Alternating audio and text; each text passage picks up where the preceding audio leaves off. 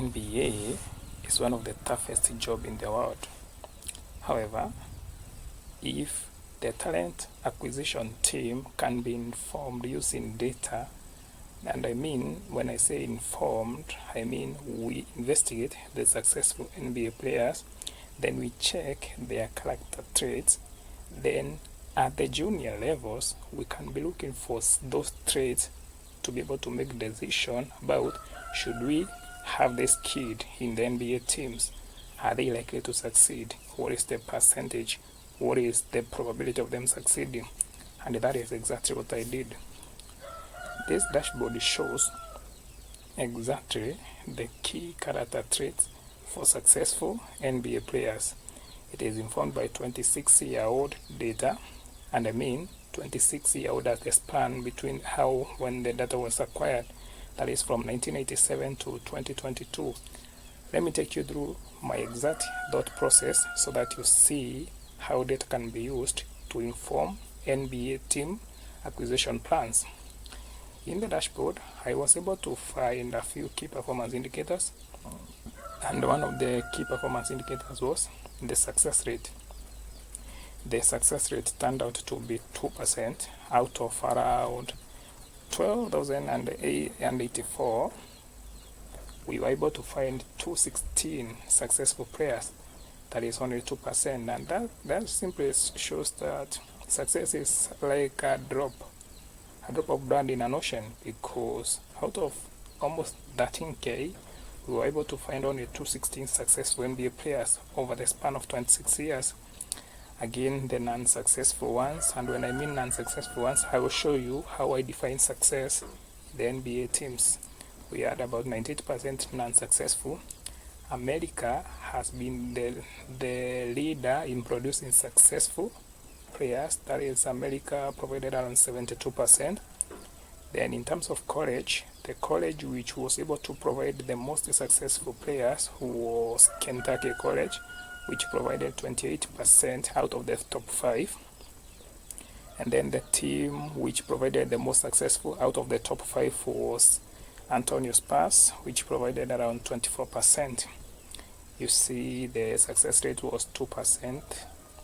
Again, these are the key metrics I was able to derive from the successful players only. Note these are the only successful players. I will show you the data with the successful and the unsuccessful, and we shall be able to see how we are able to derive the successful and the unsuccessful from the entire data set of about 13,000 columns or records. You can see the team full name and everything here, the metrics which helped me to be able to derive the key metrics and the key concept around success and the unsuccessful. This shows about the colleges which Kentucky was leading with 18, which we said is 28% of the top 5. Then the top 5 teams still have the San Antonio, the Antonio Spurs, which you said was leading with 24%. About countries, you find USA has been the leader with 123 players out of 216, which gives us around 72% of the total successful players. Again, I was able to attach the key findings here for you. You can see the success rate is a drop of blood in an ocean with 2%. USA produces 72%, Kentucky produces 28%, Antonio Spurs produces 24%. Then I was able to also find that there is a strong correlation between the assists per game and the points per game. That means the more assists per game we have, we are likely to have more points per game.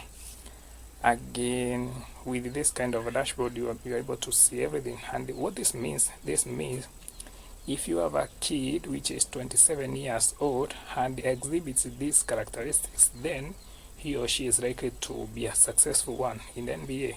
If he comes from USA, if he comes from Kentucky, if he is from Antonio Spurs, and then he meets one of these characteristics and some others I'll be able to show you, then you are likely to project this kid might be successful.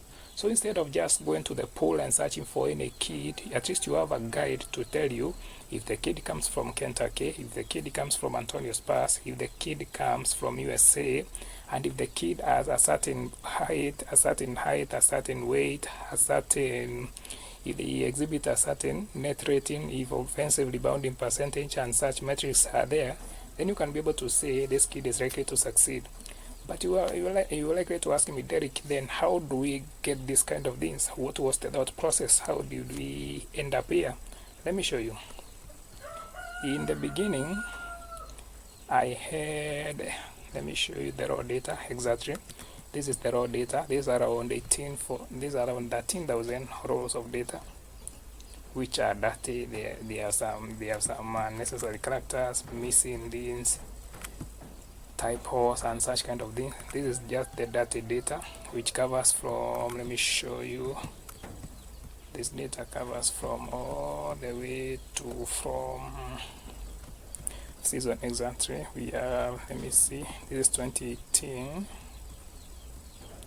The data covers from 1996 to 1997 this season, and then goes up to, you have around exactly 2023 season. So this data covers all those around 22 to 26 years. This is the data. I was able to clean the data. Cleaning the data, I usually maintain a cleaning log. These are the items I was able to clean and how I was able to bring them to order. After cleaning the data, I had now the clean data. This is the full data now in a tabular form, which is clean and has no issues. This data is ready to use, but of course I don't need the entire data. I want to derive the successful players only from the entire data set. From 13,000 records of data, I want to see who are the successful players. Then so that I may be able to project if these are the successful players and they had these characteristics, then even today, if I go searching for kids and I find the kids with these characteristics, there's a high chance these kids are likely to be successful in future. So it makes more sense to onboard these kids who already exhibit characteristics of successful players, instead of just going blindly and looking for kids. And from this entire data, I was able to derive success meters, and the success meters are just the average of the entire data set. I mean the average of age. So if a kid is above 27 years, I mean that's not a junior anymore, that's a senior. So if the kid is above 27 years, that's a senior. If it's blue, that's a junior. The player height, all these characteristics are the characteristics which are able to gauge to be able to have them in a certain category. It's either high or low. So if someone has a player height of 200.56, then the player weight of 100.26, all these are the metrics now which I used to gauge them, so that we can be able to have a meter of where we place them. Then after having the success meters, these are the averages, the averages of the entire data, the success and failed players. I was able to generate another column, and this column shows now the success flag, who are the successful ones. And let me show you what this is. If you can see the query here, it is if and the points per game is greater than success meters, the average in the success meters here, then we say that was a successful player. So I was able to generate a success flag, and this success flag shows if you are above all those averages, then you are successful. That means for any successful player you see here, who I have graded as successful, he or she has been able to be above average of all these green columns. The green columns shows the success metrics, the metrics which I use to define success. So for every successful player in my data must be above average in all these, the green columns, which I call the success meters. Again, the red columns, the reddish columns here, these are the metrics which I'll be able to use to look for other kids. That means if this player, from this is Hakim Ojuon, if Hakim Ojuon is successful, then I'll be able to look for the traits he had here in terms of the player height, player weight, the age, the country, the college, and the team name. These are the characteristics I'll be looking to search other players who might fit in the same category. And if they fit in the same category, then probably they might be successful in future. So they are a good fit to bet on. So after deriving the success flag, I deducted only the successful players from the entire data set. This is around 13,000 data set, with the successful and the non-successful using this flag. You can see this has just filtered with the successful. You can also have both of them, the successful and the non-successful. I was able to derive now the data of the successful prayers only, which turned to be 216 records of data. That means we have around 216 successful prayers. And as you can see, for example, these are the attributes. These are the attributes we are using to define the success. And now these are the success metrics. For example, in the success meters, we say for a successful prayer, they must have around more than 8.21 points per game. And if you can see here, for the first prayer has 23.20, that means they are successful in points per game metric. For the rebounds, this one has 9.20, and if you can check rebounds per game, we have 3.56. So if someone is above 3.56, I categorize them as successful, and then I check all these categories from here, the points per game to assist percentage. Whoever is above these averages is successful, and that is how I was able to derive this schema or this table for the successful players only. Now, how do I work around that? Yes, let's say for example we have this first player is Hakim Ojwan. Hakim Ojwan is successful by definition. He is successful. So how does he help me? I come here and I see Hakim Ojwan was from Houston Rockets. The college is Houston again. He comes from Nigeria. He is 34 years of age. He has a prayer height of about 213.36, and then his prayer weight is 115.67. So if I go scouting for NBA players in the junior schools and I find a kid who exhibits some of these characteristics, then there is a high chance that they will be successful. Again, he was at age 34 year, but if I find someone with at age 20 who comes from Nigeria, has this height and weight, and then attended Houston College, I have a good meter of saying this kid might be successful, so I can onboard them. Because using these metrics, I was able to derive only 2% of 13,000. That means success rate is very low. So for you to combine everything, you need to be very nice and very accurate. And that's how I was able to come up with that team of 216 successful people. Again, I was able to, this is where I did the calculations here. I did a few calculations here. I also did some correlations. Yeah, I wanted to correlate and see which metrics are correlating in whichever way. Again, as you see, I was interested in assists per game. I was interested in points per game. I really wasn't interested in height and weight because these are more of personal attributes, not about the game.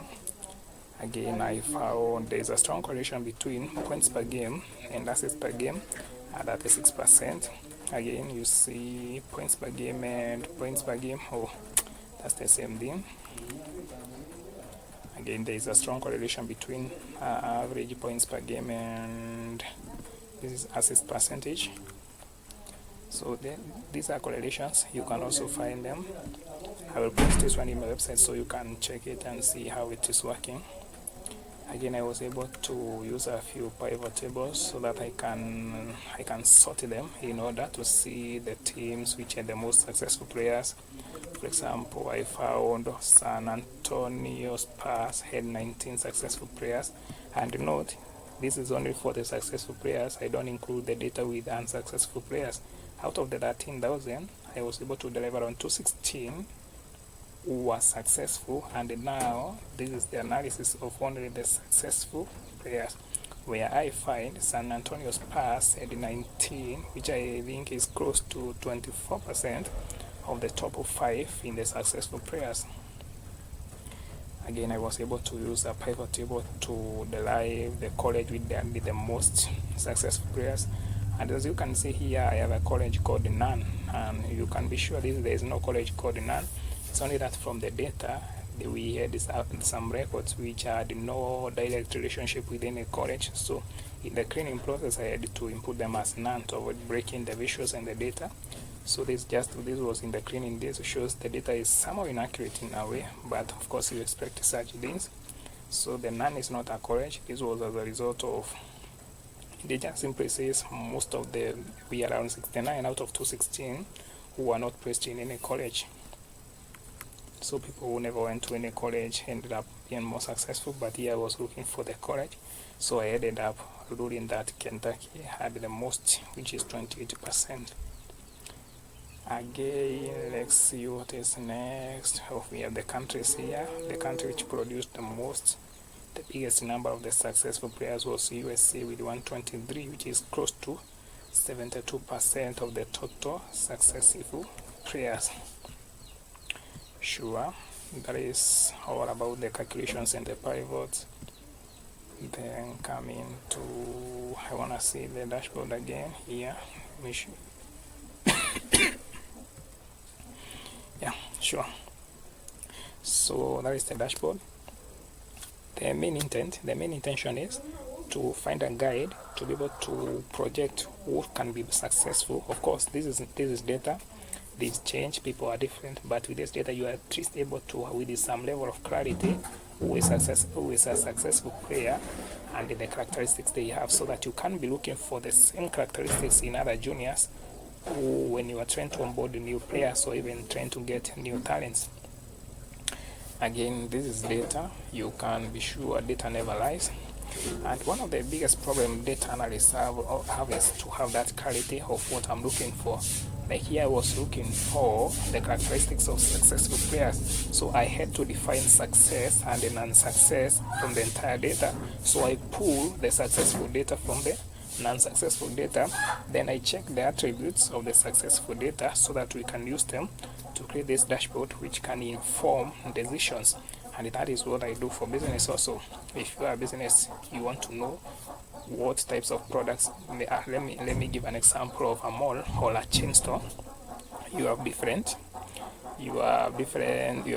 branches in different cities, and you want to know which branches are performing better, which products are performing better in those branches, which items are performing good, what prices are driving the most, which marketing things are driving the most.